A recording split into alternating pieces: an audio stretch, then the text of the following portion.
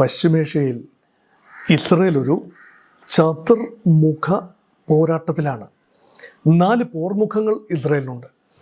അതിലൊന്ന് വടക്ക് ലെബനനിലെ ഹിസ്ബുള്ള വിഭാഗവുമായിട്ടുള്ളതാണ്. ആ പോർമുഖം ഇപ്പോൾ അത്ര സജീവമല്ല. ഇപ്പോഴും ചെറിയ തോതിൽ തർക്കങ്ങൾ അവിടെ ഉണ്ട് എന്ന് മറക്കുന്നില്ല. മറ്റൊന്ന്, സിറിയയുമായി ചേർന്ന പ്രശ്നമുണ്ടായപ്പോൾ ഗോലാൻ കുന്നുകളിലേക്ക് നടത്തിയ കടന്നുകയറ്റവും ആ ഭാഗത്തേക്കുള്ള പദ്ധതികളുമാണ്. പക്ഷെ മറ്റ് 2 പോർമുഖങ്ങൾ ഇപ്പോഴും സജീവമാണ്. ഒന്ന്, ഗാസയ്ക്കെതിരെയുള്ള ഇസ്രയേലിൻ്റെ ആക്രമണം. മറ്റൊന്ന്, ഹൂതികൾക്കെതിരെ ഇസ്രയേൽ ഇപ്പോൾ റിന്യൂ ചെയ്തിട്ടുള്ള ആക്രമണ പദ്ധതി. അതുകൊണ്ട് ഇപ്പോഴും സജീവമായ 2 പോർമുഖങ്ങൾ അവിടുത്തെ ഏറ്റവും അവസാനത്തെ സ്ഥിതിവിവര കണക്കുകളും ഏറ്റവും അവസാനത്തെ ചിത്രവും അവലോകനം ചെയ്യുക എന്നതാണ് ഈ വീഡിയോയുടെ ഇതിവൃത്തം. നമുക്കാദ്യം ഗാസയിലേക്ക് തന്നെ പോകാം. ഗാസ പൂർണ്ണമായി ഇസ്രയേലിൻ്റെ ഭൗതികമായ നിയന്ത്രണത്തിൽ കൊണ്ടുവരാൻ ഇസ്രയേലിൻ്റെ മന്ത്രിസഭ കഴിഞ്ഞ ദിവസം തീരുമാനിച്ചു. അപ്പോൾ പലരും എന്നോട് ചോദിക്കും, ഇപ്പം തന്നെ പൂർണ്ണമായി നിയന്ത്രണത്തിലല്ലേ? അല്ല, ഗാസ പൂർണ്ണമായി പിടിച്ചെടുക്കുക എന്നത് ഇസ്രയേലിൻ്റെ പദ്ധതിയായിരുന്നില്ല. ഹമാസിനെ പൂർണ്ണമായി ഒഴിവാക്കുക, ബന്ദികളെ പൂർണ്ണമായി മോചിപ്പിക്കുക, ഇത് രണ്ടും നടന്നിട്ടില്ലെന്ന് ഓർക്കണം. പൂർണ്ണമായി വിജയം വരിച്ചിട്ടില്ല, ഭാഗികമായ സക്സസ് മാത്രമേ ഉണ്ടായിട്ടുള്ളൂ. അതുകൊണ്ട് സ്റ്റെയിൽ മേറ്റിൽ നിൽക്കുകയാണ്. അതുകൊണ്ട് ഇസ്രയേലിൻ്റെ പ്രതിരോധ മന്ത്രി ഇസ്രയേൽ ഗാറ്റ്സ് കഴിഞ്ഞ ദിവസം പ്രഖ്യാപിച്ചു, ക്യാബിനറ്റ് തീരുമാനമാണ്, സുരക്ഷാ ക്യാബിനറ്റ് സമിതി കൂടി തീരുമാനിച്ചു, ഗാസ പൂർണ്ണമായി ഞങ്ങൾ ഇങ്ങ് ഏറ്റെടുക്കുന്നു. ട്രംപ് നേടിയെടുക്കാൻ പോയതാണ്, റിവിയറെ പ്രഖ്യാപിക്കാൻ പോയതാണ്, നടന്നില്ല. അറബ് രാജ്യങ്ങൾ ഒരു പദ്ധതിയുമായി വന്നു.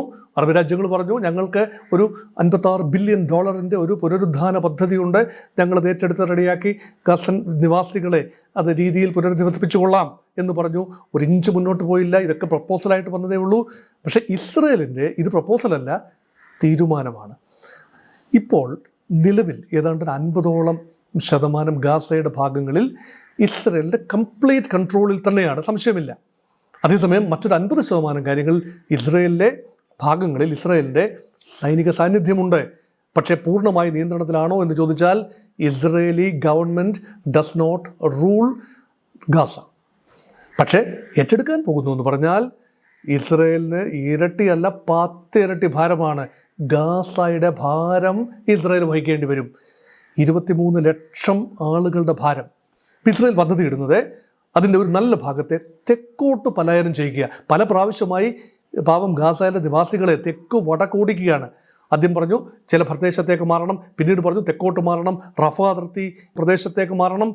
എത്ര ഡിസ്പ്ലേസ്മെൻ്റാണ്! 95% ആളുകളും പൂർണ്ണമായി ഡിസ്പ്ലേസ്ഡ് ആണ്. ഒന്നിൽ അവരുടെ വാസസ്ഥലങ്ങൾ പോയി ടെൻറ്റുകളിൽ താമസിക്കുന്നു, അല്ലെങ്കിൽ അവരുടെ ഒറിജിനൽ വാസ ഇടങ്ങളിൽ നിന്നും മാറിപ്പോയി വേറെ പ്രവാസത്തിൽ ജീവിക്കേണ്ടി വരുന്നു. ടോട്ടൽ മെയ്ഹെമാണ്, റബിൾസാണ്. ആ ഗാസ എന്ന 365 ചതുരശ്ര കിലോമീറ്റർ പ്രദേശം ഒരു പൂർണ്ണമായി ഊഷരഭൂമിയായി മാറിയിരിക്കുന്നു. കെട്ടിടാവശേഷങ്ങൾ മാത്രമേ ഉള്ളൂ അവിടെ. കഴിഞ്ഞ യുദ്ധം തുടങ്ങിയതിന് ശേഷം നാളിതുവരെ ഇൻഡിപെൻഡൻ്റ് എസ്റ്റിമേറ്റ്സ് അനുസരിച്ച് 62,000 പേരാണ് മരിച്ചത്. അത് ഒഫീഷ്യൽ കണക്കനുസരിച്ച് 52,000 പേരാണ്. 1,20,000-ഓളം പേർക്ക് വലിയ ഗുരുതരമായ പരിക്കുകൾ സംഭവിച്ചു. ഇത് നോക്കൂ, ഈ യുദ്ധമൊന്ന് റിസ്യൂം ചെയ്തതിന് ശേഷം, ഈ വെടിനിർത്തലിന് ശേഷം യുദ്ധമൊന്ന് റിസ്യൂം ചെയ്തല്ലോ.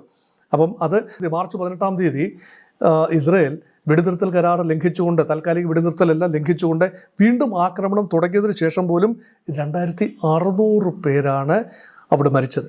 നോക്കൂ, ഇസ്രയേലിൻ്റെ 1,200-ഓളം പേരാണ് അന്ന് ഹമാസിൻ്റെ ആക്രമണത്തിൽ പൊലിഞ്ഞത്. അതിനിരട്ടി ഈ 2ാം വെടിനിർത്തലിന് ശേഷം പോലും അതിനിരട്ടി പേര് അവിടെ മരിച്ചു. അതിന് കൂടുതലും പേര് പാവപ്പെട്ട കുട്ടികളും സ്ത്രീകളും ഒക്കെ തന്നെയാണ്. യുദ്ധവുമായി നേരിട്ട് ബന്ധമുള്ള ആളുകളല്ല മരിച്ചു വീഴുന്ന പലരും. ഹമാസിൻ്റെ ആളുകളും മരിക്കുന്നുണ്ടാവണം.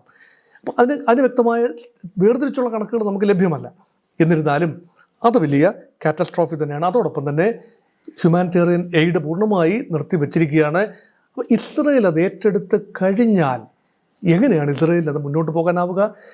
സ്വന്തം രാജ്യത്തിനുള്ള, അപ്പോൾ രാജ്യത്തിൻ്റെ ഭാഗമായി മാറ്റുകയാണ്. സ്വതന്ത്ര പരമാധികാര പലസ്തീൻ എന്നത് പോയിട്ട്, അല്ലെങ്കിൽ ഇടത്തടിച്ച് നിൽക്കുന്ന പ്രദേശം എന്നത് മാത്രം പോയിട്ട് ഇസ്രയേലിനോടൊക്കെ കൂട്ടിച്ചേർക്കുന്ന ഒരു തീരുമാനം എന്ന നിലയിലാണ്, അനക്സ് ചെയ്യുന്ന ഒരു പോളിസിയിലേക്കാണ്.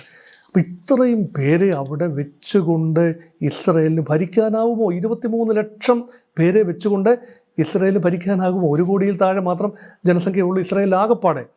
അപ്പോൾ അത്രയും പേർക്ക് ഇത്രയും പേരുടെ ഭാരം താങ്ങാനാവുമോ? നികുതിദായകൻ്റെ പണത്തിൻ്റെ വലിയൊരു പങ്ക് ഗാസയ്ക്ക് വേണ്ടി ചെലവഴിക്കേണ്ടി വരില്ലേ? ഗാസയുടെ ജനങ്ങൾ അനുഭവിക്കുന്ന മനുഷ്യാവകാശ ലംഘനത്തിന് ഇസ്രായേൽ നേരിട്ട്, ഇതിപ്പോൾ യുദ്ധം കാരണമാണ് റെസ്പോൺസിബിൾ, മറ്റേത് അവരുടെ നിയന്ത്രണത്തിലാകുമ്പോൾ അവരുടെ സന്ധാരണം ആര് നോക്കും? ഇതൊക്കെ ഒരു വലിയ പ്രഹേളികയാണ്, ആർക്കും മനസ്സിലാകാത്ത ചില കാര്യങ്ങളാണ്. അതുമാത്രമല്ല, ഇപ്പോൾ തന്നെ 50% ടെറിട്ടറി കൺട്രോളിലാണ്. കോറിഡോറുകൾ, 3 പ്രധാനപ്പെട്ട കോറിഡോറുകൾ, ഏറ്റവും southern corridor, Philadelphi corridor, Netzarim corridor, മറ്റൊരു ഇതിനിടയ്ക്കുള്ളൊരു കോറിഡോർ. ഈ 3 കോറിഡോറുകളിലൂടെ ഗാസയെ കുറുകെ മുറിച്ചിട്ടിരിക്കുകയാണ് ഇസ്രായേൽ.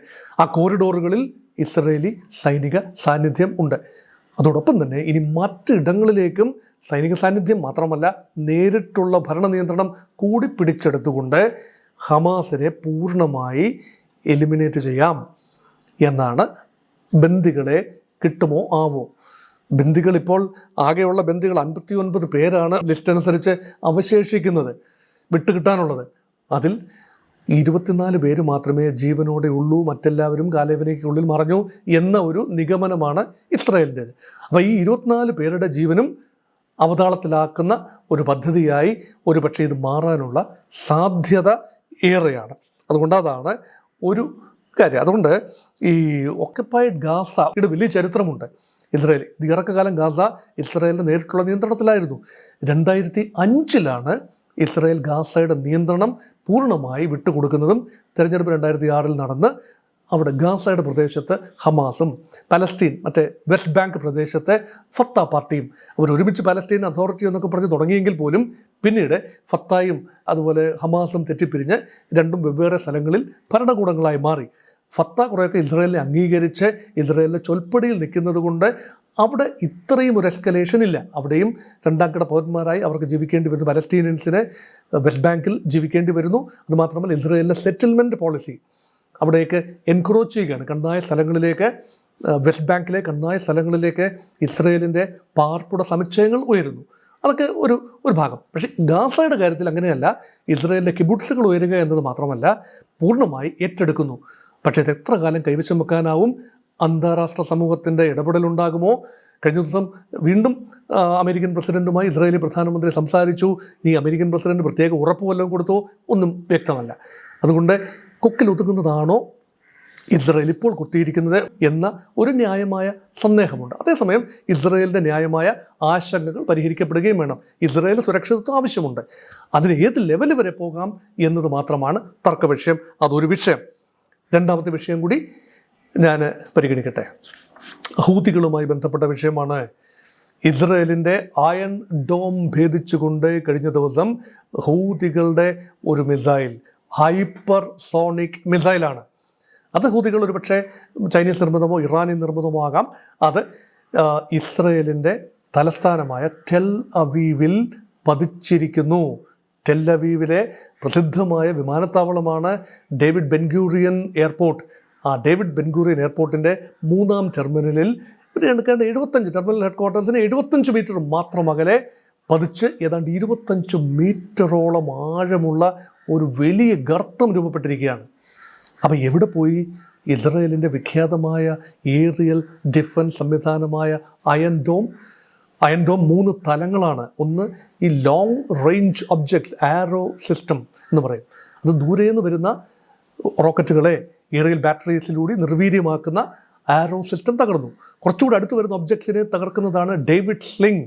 അല്ലെ, ദാവീദ് ഉപയോഗിച്ച കവണയുടെ പേര്, ഗോലിയാത്തിനെ തകർക്കാൻ വേണ്ടി ദാവീദ് ഉപയോഗിച്ച കവണയെ സൂചിപ്പിക്കുന്ന രീതിയിൽ ഡേവിഡ്സ് സ്ലിംഗ് എന്ന രീതിയിൽ ഉള്ള ആ മിസൈൽ കവച സംവിധാനവും പരാജയപ്പെട്ടു.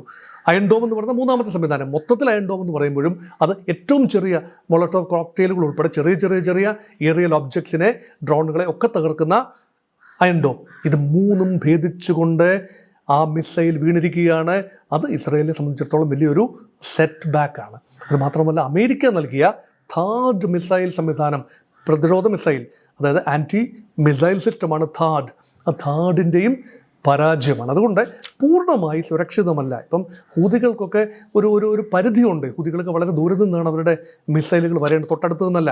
ഹമാസ് തൊട്ടടുത്ത് നിന്നാണ്, പക്ഷേ ഹൂതികൾ വളരെ 2000-ൽ പരം കിലോമീറ്റർ തെക്ക് നിന്നാണ് ഹൂതി മിസൈലുകൾ വരേണ്ടത്. പക്ഷേ അത് പ്രതിരോധിക്കാൻ കഴിഞ്ഞില്ല എന്നത് വലിയ പ്രഹരമായി ഇസ്രായേൽ. പക്ഷേ ഇസ്രായേൽ ശക്തമായി തിരിച്ചടിച്ചു. ഏതാണ്ട് 30ഓളം ജെറ്റുകൾ, ഇസ്രായേലിൻ്റെ ഫൈറ്റർ ജെറ്റുകൾ ഹൂതി കേന്ദ്രങ്ങൾക്ക് മേൽ തീമഴ പെയ്യിച്ചു കഴിഞ്ഞ ഏതാനും മണിക്കൂറുകൾക്കുള്ളിൽ. അത് വലിയ രീതിയിലുള്ള കൗണ്ടർ അറ്റാക്കാണ്, റിറ്റാലിയേഷനാണ് അവിടെ നടന്നിരിക്കുന്നത്. ഹൂതി കേന്ദ്രങ്ങളായ ഹൊദൈദ പ്രദേശത്തും അൽ സവാദ് റീജിയനിലും ആണ് ഈ 30ഓളം വിമാനങ്ങളുടെ താണ്ഡവം സംഭവിച്ചത്. വലിയ രീതിയിലുള്ള സ്ഫോടന ശബ്ദങ്ങൾ, തീപിടുത്തങ്ങൾ റിപ്പോർട്ട് ചെയ്യപ്പെട്ടു.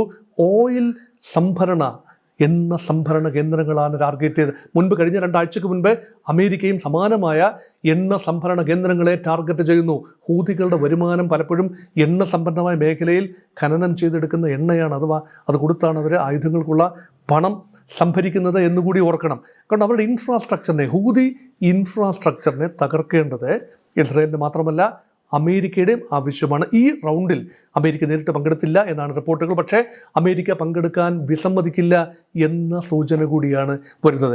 അതുകൊണ്ട് ഇനിയുള്ള മണിക്കൂറുകളിൽ ഹൂതികൾക്കെതിരെ അതിശക്തമായ ആക്രമണം പ്രതീക്ഷിക്കാം. ഇസ്രായേലിൻ്റെ ഡിഫൻസ് മിനിസ്റ്റർ ഇസ്രായേൽ കാറ്റ്സിൻ്റെ പ്രസ്താവനയൊക്കെ ചൂണ്ടിക്കാട്ടുന്നത് ദ്വിമുഖ യുദ്ധമുഖം ഇപ്പോഴും സജീവം തന്നെയാണ്.